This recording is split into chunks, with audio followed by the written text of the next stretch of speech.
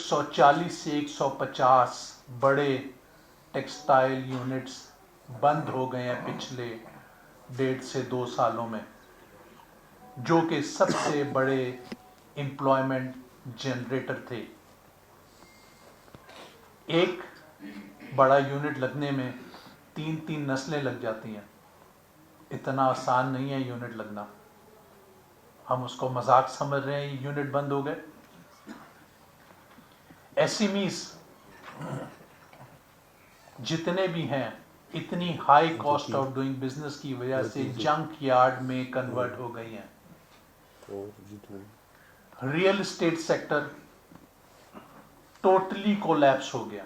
اگر ہماری اکانومی ایسی ہی رہی، اللہ نہ کرے کہ ہمارے کو IMF پروگرام پھر سے لینا پڑے، میں اپنے پرائم منسٹر صاحب سے اپیل کرتا ہوں، خدا را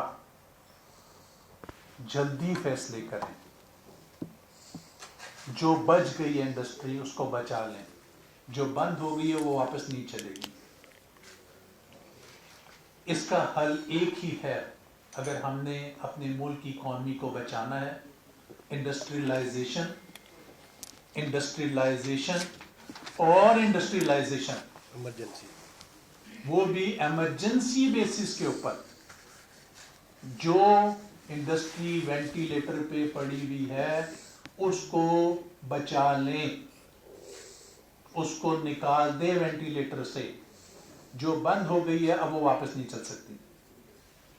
اب تو دنیا بول رہی ہے 40 industry, cement, steel, glass, aluminium, cable, paint, tiles, pipes, furniture, اور پوری لسٹ ہے ہمارے پاس، ساری کی ساری انڈسٹریاں کولیپس ہو گئی کیونکہ ہم نے ریئل اسٹیٹ بزنس کو ختم کر دیا۔